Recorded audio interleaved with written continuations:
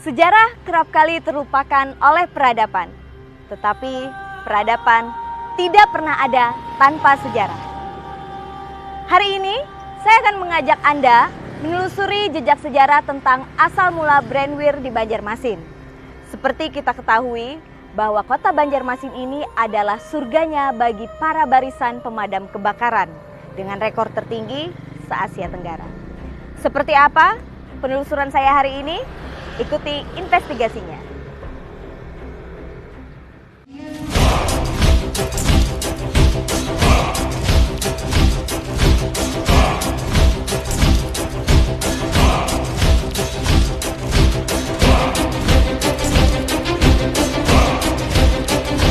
Aksi barisan pemadam kebakaran berjibaku untuk mengepung dan memadamkan api menjadi pemandangan yang kerap terjadi di Banjarmasin. Jiwa sosial yang tinggi membangkitkan swadaya masyarakat yang secara mandiri membentuk barisan pemadam kebakaran hampir di setiap gang, kampung, dan komplek perumahan. Mengantarkan Banjarmasin mencatatkan diri sebagai pemilik rekor tidak hanya di Indonesia, tetapi juga di kawasan Asia. 2 kali Banjarmasin diganjar Museum Rekor Indonesia atau MURI, tepatnya tahun 2004 sebagai mobil barisan pemadam kebakaran terpanjang se-Indonesia. Berikutnya tahun 2015 sebagai barisan pemadam kebakaran swadaya masyarakat terbanyak di Asia. Jumlahnya tidak tanggung-tanggung, hampir 500 unit mobil BPK yang ada di kota ini. Sejarah mencatat keberadaan pemadam kebakaran di Banjarmasin sudah mulai ada sejak era kolonial Belanda pada tahun 1920 dengan nama Brandweer. Kondisi pemukiman warga Banua dengan konstruksi rumah kayu. Maka sejak tahun 1919, Banjarmasin mulai berkenalan dengan mesin pompa kebakaran yang dibentuk oleh pemerintahan Belanda. Tata kelola pemadam kebakaran yang melekat dengan pemerintah Belanda juga berlanjut hingga era kemerdekaan yang ditangani langsung oleh pemerintah kota Banjarmasin. Baru di tahun 1970-an bermunculan barisan pemadam kebakaran secara swadaya. Diawali berdirinya BPK swasta pribumi pada tahun 1973. Hadirnya BPK swasta pribumi tidak lepas dari musibah kebakaran terbesar yang melumat kawasan Pekauman kala itu, di mana Banjarmasin hanya memiliki 1 armada milik pemerintah kota. Tidak berselang lama, berdiri lagi 1 unit armada pemadam kebakaran bernama Chung Hua Chung Hui yang kini berganti menjadi nama BPK Hipindo Banjarmasin. Sejak itu, perkembangan mobil pemadam kebakaran terus bertambah banyak dengan tata kelola swamandiri. Seperti biasa, saya tidak sendiri. Kali ini saya juga akan ditemani kembali bersama dengan sejarawan dari Universitas Lampung Mangkurat, yaitu Bapak Mansur. Halo Bapak Mansur, apa kabarnya Bapak? Alhamdulillah baik. Alhamdulillah masih diberikan kesempatan juga untuk Iya. bisa menceritakan kembali sejarah di Siap. Banua ya Pak ya? Siap. Apa yang Bapak ketahui tentang asal mula dari Brandweer atau pemadam kebakaran di kota Banjarmasin? Ya, oke. Jadi sebenarnya pemadam kebakaran di kota Banjarmasin itu sudah berusia panjang ya. Kalau dibandingkan dengan pemadam kebakaran yang ada di Batavia, di Jakarta, dengan di Banjarmasin tidak jauh berbeda. Sudah kurang lebihnya 100 tahun, sudah hampir 1 abad pemadam kebakaran yang ada di kota kita. Jadi Brandweer yang ada di kota Banjarmasin ini sebenarnya terbentuk itu tidak juga dengan bahwa sengaja dibentuk, tidak. Akan tetapi memang kondisi kota Banjarmasin itu yang seringkali dilanda kebakaran yang hebat ya, terutama di tahun 20 dan tahun 30.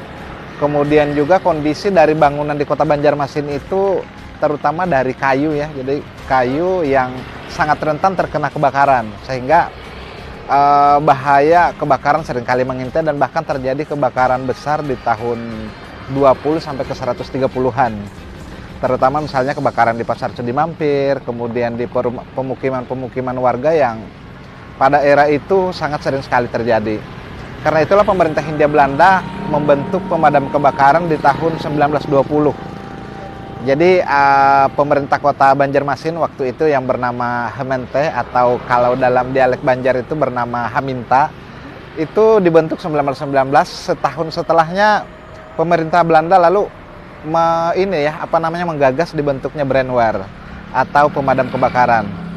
Nah, pada era itu kebakaran dikelola oleh satu dinas. Jadi namanya ada Dinas Pemadam Kebakaran.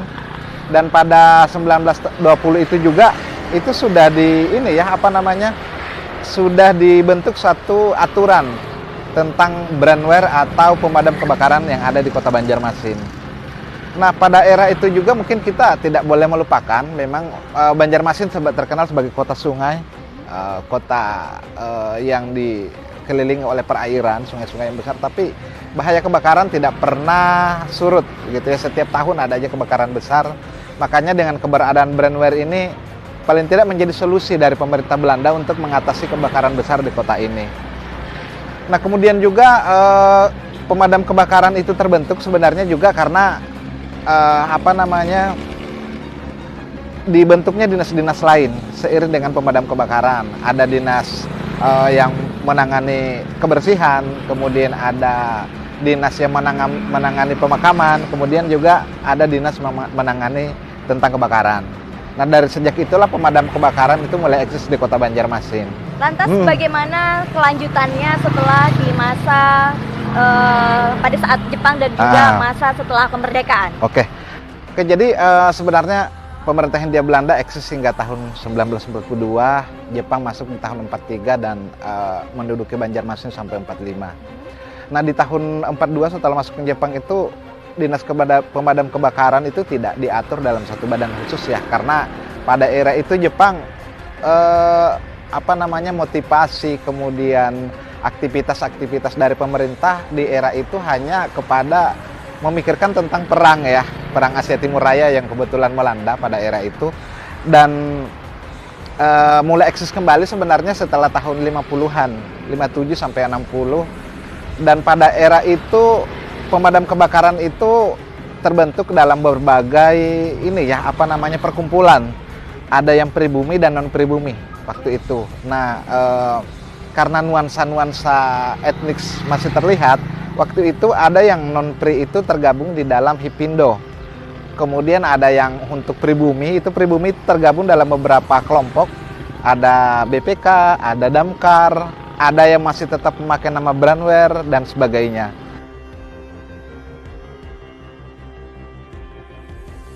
Nah, di atas tahun 50 dan 60-an itu banyak sekali ya pemadam kebakaran, tidak hanya di Kota Banjarmasin tapi di daerah, terutama yang kebakaran besar era itu adalah di wilayah pesisir tenggara seperti wilayah Batu Licin, sehingga kadang-kadang damkar ini dipanggil ke sana.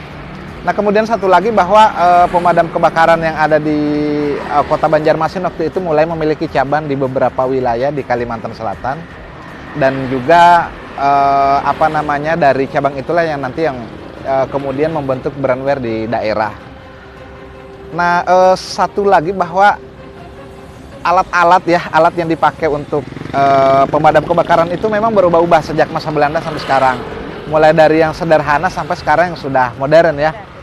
Nah, kalau yang sederhana dulu masih pakai gerobak. Waktu zaman Belanda orang masih pakai gerobak karena sulit sekali memasuki area-area perumahan ya orang Banjar yang pada saat itu sangat padat, sehingga mereka memakai gerobak, kemudian juga memakai alat semprot yang masih sangat sederhana. Nah, setelah kemerdekaan mulailah berubah, kemudian alat-alatnya juga sudah lebih modern, walaupun di tahun 50-60 itu alat-alatnya juga ya tidak seperti yang sekarang kita lihat, belum ada mobil pemadam kebakaran. Waktu itu juga di tahun 50-an masih pakai gerobak. Jadi semacam kayak sekarang sih, kayak bentuknya kayak gerobak sampah ya. Di dalamnya itu ada alat pemadam dan itulah yang dibawa ke rumah-rumah. Dan itulah Banjarmasin ya, penuh dinamika. Jadi brandweer yang ada di kota kita juga berbeda, nuansanya berbeda, latar belakang maupun aktivitasnya, sehingga brandweer yang ada di Kota Banjarmasin ini memang memiliki kekhasan ya, memiliki ciri khas. Tapi apapun itu, Banjarmasin terkenal sebagai kota yang memiliki pemadam kebakaran yang banyak. Bahkan ada yang menjulukinya sebagai kota dengan 1000 pemadam kebakaran, seperti itu. Baik, mungkin ada harapan yang ingin disampaikan sampai dengan saat ini? Oke, jadi sebenarnya dengan keberadaan banyaknya pemadam kebakaran itu sebenarnya sebagai suatu yang bagus ya, sebagai sesuatu yang merupakan, ya kalau saya melihat itu sebagai sesuatu kekhasan yang juga memiliki manfaat dan tujuan yang bagus untuk kedepannya. Semoga pemadam kebakaran ini tetap bisa eksis ya, harapan kita. Kemudian juga pemerintah paling tidak terus memperhatikan keberadaan dari pemadam kebakaran di kota kita. Karena pemadam kebakaran itu bukan hanya sebagai suatu kekayaannya dari orang Banjar, akan tapi nilai historisnya atau nilai sejarahnya juga cukup panjang. Jadi itulah harapan saya untuk para generasi muda saat ini. Baik, terima kasih Pak Mansur dan luar Ya. biasa sekali Siap. sudah memberikan informasi yang sangat luar biasa bahwa ternyata keberadaan dari Brandware sendiri di Kota Banjarmasin ini sudah hadir 100 tahun yang lalu. Itulah tadi penelusuran dan juga investigasi kita tentang hadirnya Brandware sebagai embrio pemadam kebakaran swadaya di Kota Banjarmasin. Saksikan terus Banjar Historisme, semoga dapat menambah pengetahuan Anda tentang sejarah di Banua dan terima kasih, sampai jumpa.